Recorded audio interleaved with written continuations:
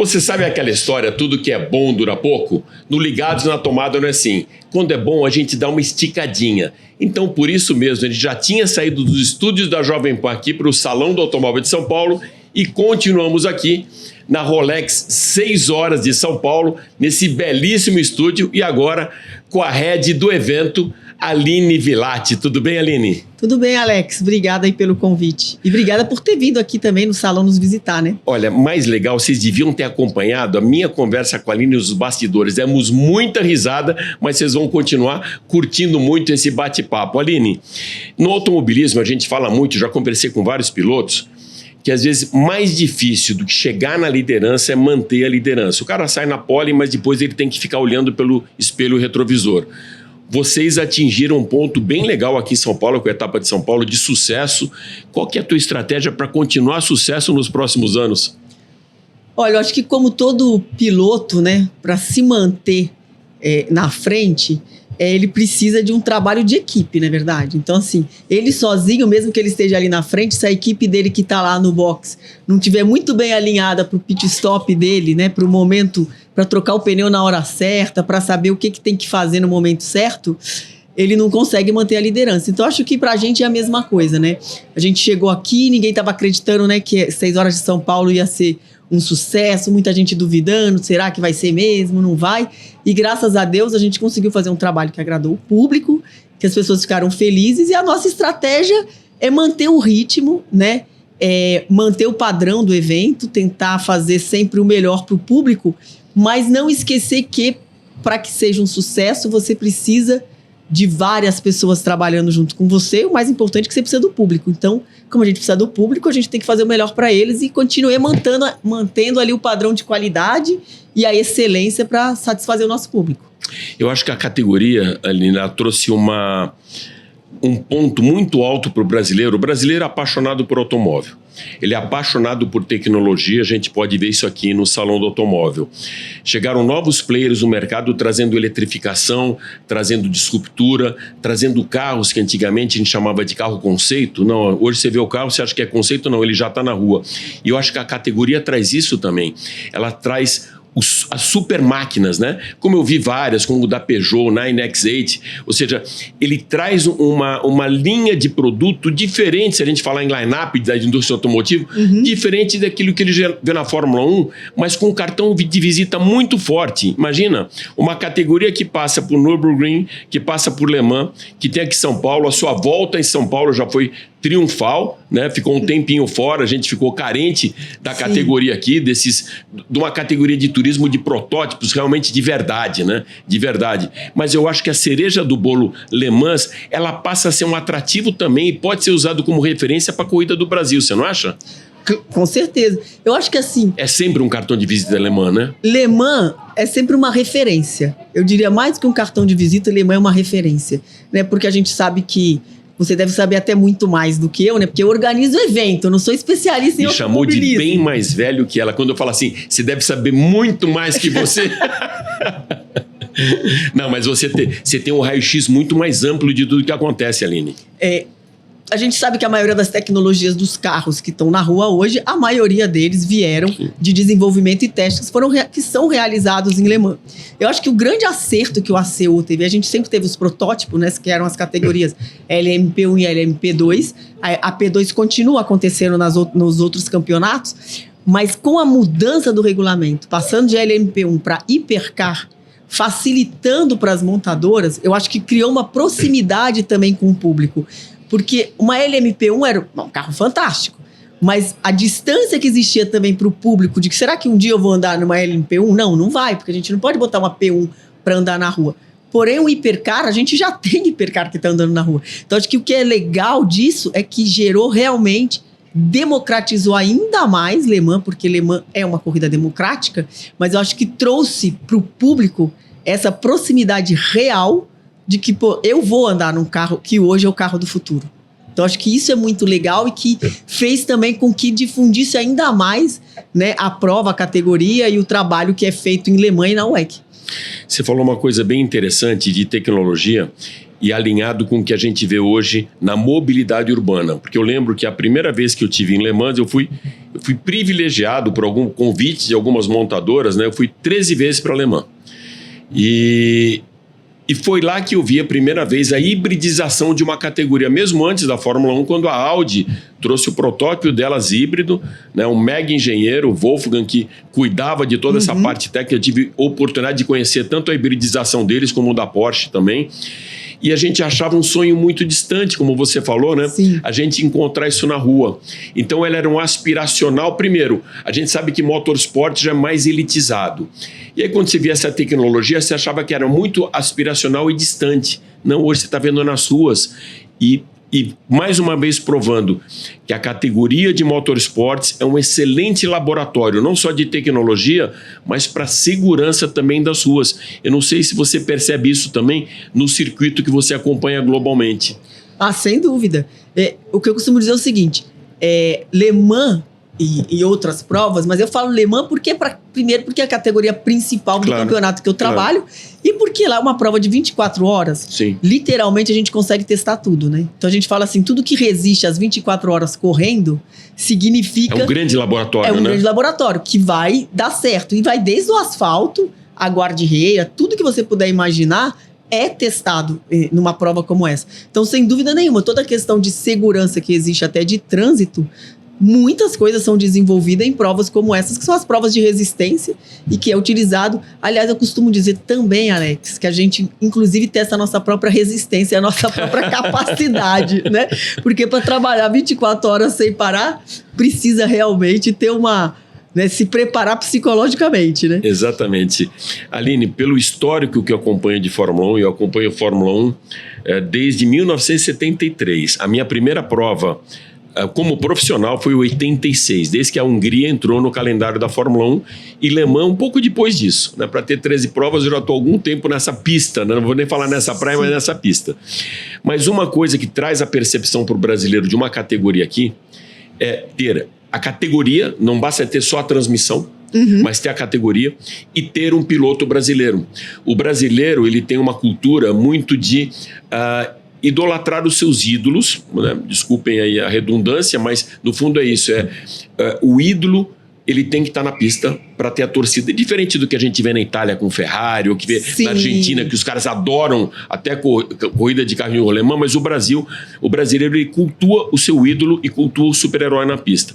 E esse ano aqui a categoria deu mais uma referência, como você fala, em cartão de visita, com o próprio Barrichello. Um nome como Barrichello, o filho do Barrichello, indo para o pódio, fazendo uma belíssima corrida. Isso também passa a ser um atrativo, né? Você ter aquele brasileiro para entrar na torcida, para se engajar com você quando está na arquibancada. Ah, sem dúvida nenhuma. A diferença é total, né? Porque a WEC é um campeonato de marcas. Então, o que acontece literalmente é isso, né? É Toyota contra Porsche, contra Ferrari, Ford versus Ferrari. Não é piloto contra piloto. Exatamente. Né? Mas a gente percebe no Brasil, principalmente, apesar de que com o Valentino Rossi a gente também tem isso lá na Itália, né? O público, ele quer ver o Valentino. Aqui no Brasil, não. O brasileiro, ele quer ver o piloto brasileiro. Ele quer ver a bandeira brasileira, né? A diferença que fez de ter um brasileiro no pódio é total. Você vê que o público, ele tá ali vibrando de verdade. A gente fala o seguinte, a cereja do bolo da corrida de 2025 foi realmente o do Barrichello ir para o pódio, né? A gente espera aí que as empresas brasileiras apoiem mais os nossos pilotos, né? Para que eles consigam ter vagas e competir mais em outras categorias, né?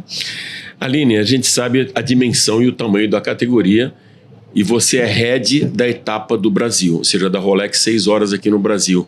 Qual foi o teu maior desafio? Foram tantos que é difícil até de dizer qual foi o maior. Porque climatizar isso é muito difícil, né? É muito difícil. É um evento... A WEC é um evento muito grande, né? São 37 carros. Então, você tem 3 pilotos por carro, são quase 3 mil pessoas que vêm de fora para trabalhar. A estrutura é muito grande, né? A gente diz assim, o paddock da WEC é muito grande. Então, não cabe no paddock de Interlagos. Então, a gente tem que ter um segundo paddock. E aí, você tem todos os desafios estruturais, né, do próprio autódromo, do formato do autódromo, e de tudo que a gente enfrenta mesmo como dificuldade no Brasil para fazer um evento, né? Mas o maior desafio, eu acho que para mim foi de fazer a montagem do evento, de conseguir colocar aquela estrutura toda de pé, né, em tão pouco tempo, porque a gente tem apenas 3 semanas para... Eu costumo dizer, tem 3 semanas para montar o circo e uma para desmontar. Então, é bem desafiador. E o outro desafio também é de trazer a cultura, né? A gente precisa trazer a cultura do endurance para o Brasil de uma forma geral. A gente tem aí os amantes do automobilismo que adoram, que conhecem, mas a gente precisa ainda expandir e levar essa cultura para mais pessoas. O que a gente pode esperar da etapa de 2026? Alguma mudança, alguma novidade que você já possa adiantar aqui para a gente? A gente não tem assim nenhuma grande mudança, né? A gente já fez uma mudança importante de 24 para 25, quando a gente dobrou o tamanho da fanzone. A gente percebeu que o público brasileiro gostou da fanzone, que a Le Mans é precursora, né, em fazer fanzone, faz mais de 100 anos que tem fanzone em Le Mans. Então a gente já passou para 45 mil metros quadrados. Então o nosso grande desafio esse ano, em termos de o que a gente vai levar de novo para o público, né, é de conseguir realmente criar outras áreas dentro do autódromo para ter entretenimento para as pessoas que estão em todas as áreas e melhorar a circulação do público, porque no nosso evento o público circula. De todas as arquibancadas eles têm acesso à fanzone. Então, uma das coisas que a gente vai trazer, que a gente acha que o público vai gostar muito, esperamos que sim, é trazer o trenzinho que a gente usa em Le Mans, porque em Le Mans, você lembra do trenzinho de Le Mans? Claro. O trenzinho que fica levando o público de um lado para o outro. A nossa ideia... Ele vai além da mobilidade e vira uma atração. É uma atração. Né? É uma atração. É uma atração. E o público gosta muito, né? A gente até coloca bandas, né? E a gente vai fazer isso em Interlagos em 2026. Então, a gente vai ter um trem como em Le Mans, para o público ficar circulando entre as arquibancadas e a fanzone, além de outros entretenimentos e shows que a gente está aí trabalhando para trazer o melhor que a gente puder para o público. Você sabe que uma das coisas que mais me atraía para Le Mans, né, era quando, acho que era na véspera, eu não lembro, olha, fui tantas vezes e não lembro se era na sexta-feira ou se era na quinta-feira, o parade ali na cidadezinha, na vila antiga de Le Mans. Era sexta-feira, né? Sexta-feira, Parada dos Pilotos. Parada dos Pilotos, todo ambientados e tal. Mas o que mais me chamava a atenção e que vocês trouxeram esse ano para cá, que eu acho muito legal também, é trazer o piloto mais próximo do público quando ele faz a assinatura, dá o autógrafo no Hero Card. Eu só tinha visto isso antes, eu já tinha visto isso lá fora, mas não aqui no Brasil. A gente viu aí uma maneira tímida na Stock Car e tal, mas eu tinha visto isso muito na IndyCar. O americano, ele tinha essa história de trazer o piloto para próximo do público, tanto na IndyCar quanto na NASCAR. Então, eu acho que vocês marcaram um golaço esse ano, trazendo grandes campeões com essa proximidade do público. Na hora da visita do pit lane, esse cara tem o Hero Card. Eu tenho amigos que foram ao evento, que perguntaram para mim como que era, que enquadraram. Porque pra gente que está no meio, Aline, acaba sendo normal você ter contato com o piloto. Um dia eu vou contar a história dela quando não reconheceu um jogador de futebol, e vou parafrasear aqui o Emílio, e tratou como um reles afegão, como se fosse qualquer um. Mas ali no pit lane, esses caras, eles tratam o público de maneira normal, mas aquele público, ele tá na frente do super-herói dele, e próximo, e tendo contato com o cara e pegando um autógrafo, sem ter que ficar, né, roubando no jogo, e entrar no meio da multidão. Não, muito bem organizado, filas na frente das equipes para pegar o Hero Card. Então eu acho que isso também é um ganho do evento, quando você traz o público mais próximo dos seus heróis. Ah, sem dúvida. Mas essa é uma tradição, né, em Le Mans. Sempre teve, continua tendo, e eu costumo dizer o seguinte, e sempre vai ter. A gente tem um desafio enorme para fazer esse pit walk com autógrafo, que é o tamanho do espaço que tem ali, porque o pit lane aqui de Interlagos, ele é pequeno, né? Então, infelizmente, a gente não consegue dar acesso para todo mundo. A gente gostaria, mas não tem como, porque não cabe. Você não tem como colocar 25 mil pessoas ali. Exatamente. Então, isso é uma coisa que o público vem pedindo e que eu venho pedindo agora para o WEC, para a gente tentar dar um jeito de fazer mais uma sessão de autógrafo. Olha que legal. Porque a gente tem 2 sessões de autógrafo, mas não é o suficiente. Não dá para atender todo mundo, Não dá para atender todo mundo. Claro. Mas os pilotos também, eles têm muitos compromissos e que eles têm que atender, né, durante a preparação para a corrida. Então a gente também tem que conseguir que os pilotos possam estar disponíveis para dar mais autógrafo, mas sem dúvida nenhuma. Eu acho que esse é um momento que é um dos momentos que o público mais gosta, né? De que maneira que a categoria, como global, enxerga hoje a etapa brasileira? Por que eu pergunto? Esse sucesso, principalmente desse ano, ele coloca de vez São Paulo na categoria FIA WEC? Olha, coloca no sentido assim, nós queremos ficar aqui no Brasil por muito tempo, né? Hoje, a gente não pode ficar falando, né? Até porque eu sou brasileira, né? Ficar você tá falando isso porque você é brasileira. Mas você mora aqui? Não, né, Aline? Não, moro na França. Nós falamos o seguinte, depois de Le Mans, a melhor etapa do campeonato. E isso não sou só eu que estou falando porque eu organizo. Você conversa com patrocinadores. E os pilotos gostam, que eu falei com alguns, eles gostam de vir para o Brasil. Claro que pedem para mim. Essa é a primeira coisa que perguntam para mim. Não, antes da caipirinha. Churrascaria. Churrascaria. Churrasco. Todos pedem sempre para eu levá-los numa churrascaria. Eles adoram. Todo mundo gosta muito de vinho, o clima é muito legal. Todo mundo fala, a gente não entende porque a energia, o ambiente é diferente, né?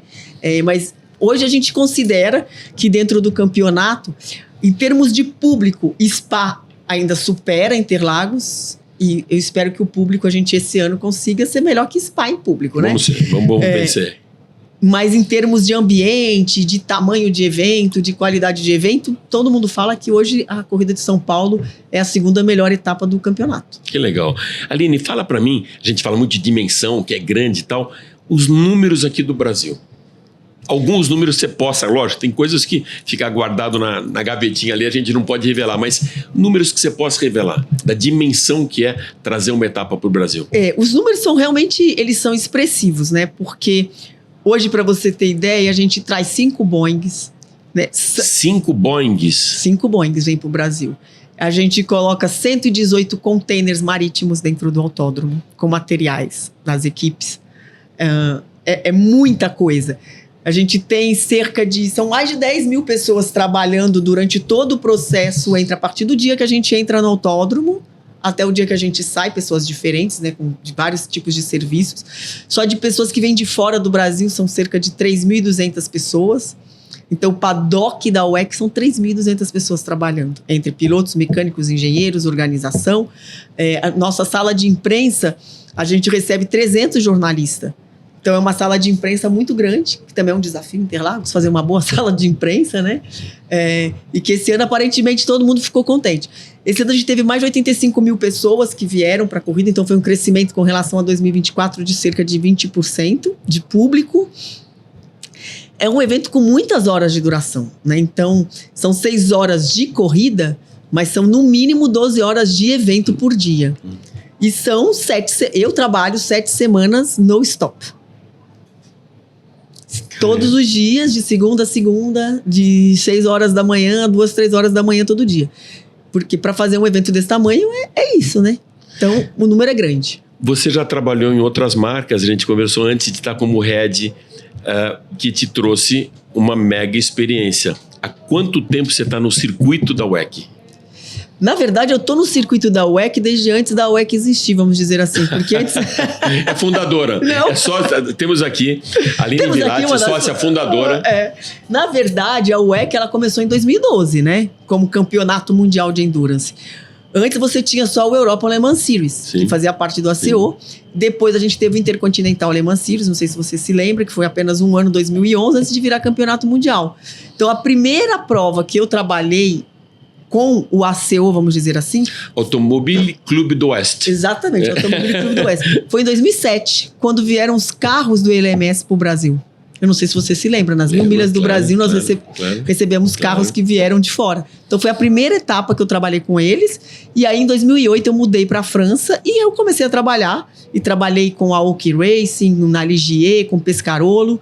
Trabalhei na própria organização da WEC quando começou também em 2012. Entrei e saí, fico na organização, mas eu adoro trabalhar com equipe. Então você fica 2, 3 anos na parte de organização do evento, aí vem uma equipe e te chama. Eu falo que é que nem a picadinha, você fala, ai não, vou voltar. Porque trabalhar com equipe é diferente de trabalhar na organização, sim, né? Totalmente diferente. Mas já faz muito tempo. E o meu marido... Pelo nível de competição, né? Isso. E o meu marido também trabalha na WEC, né? Então... Dá certo trabalhar junto com a esposa?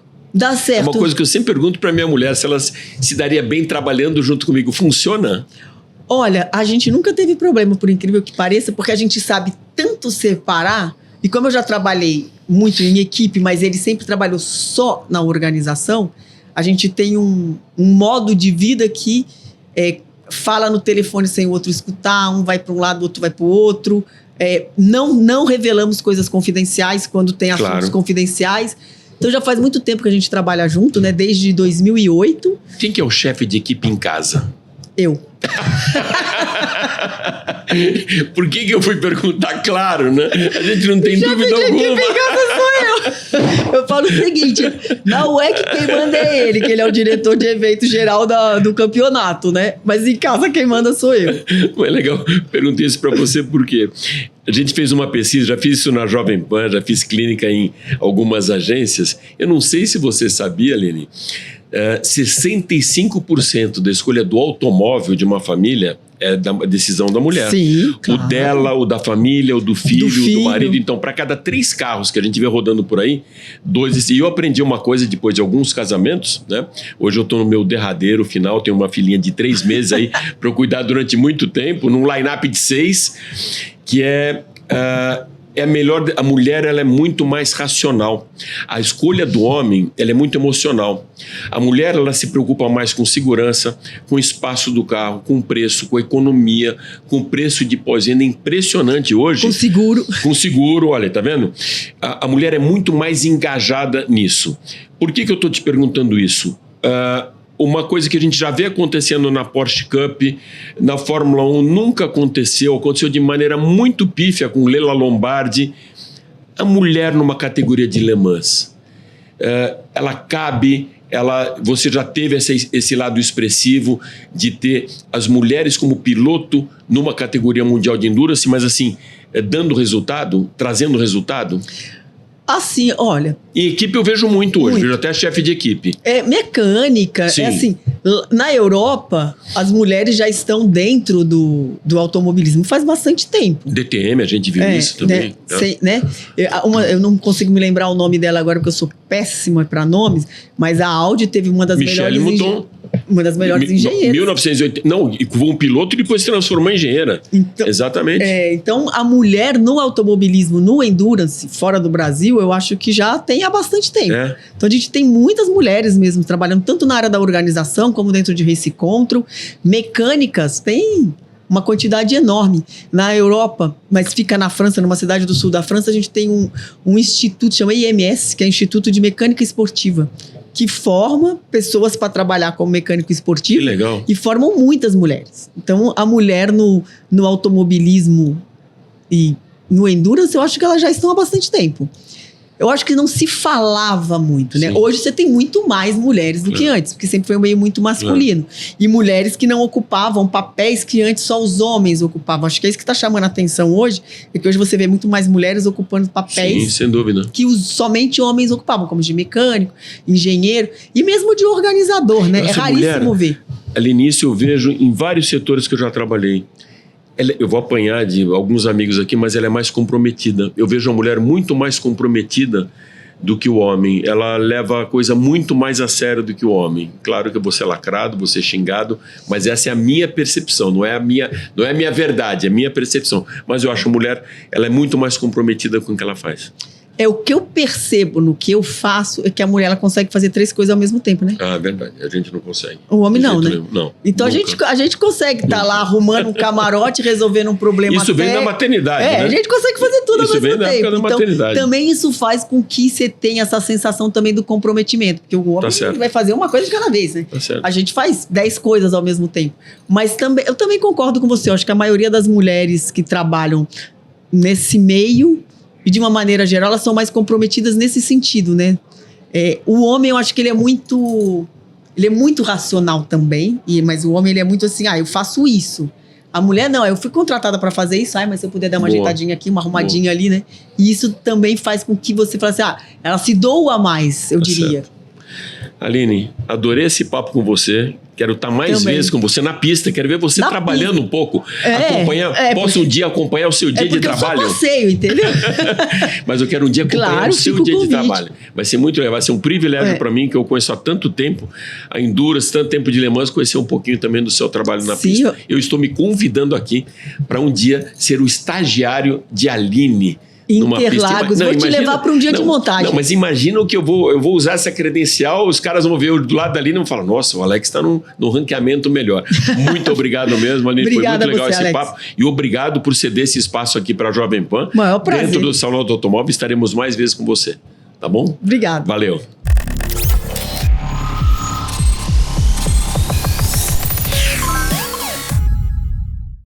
A opinião dos nossos comentaristas não reflete necessariamente a opinião do Grupo Jovem Pan de Comunicação. Realização Jovem Pan.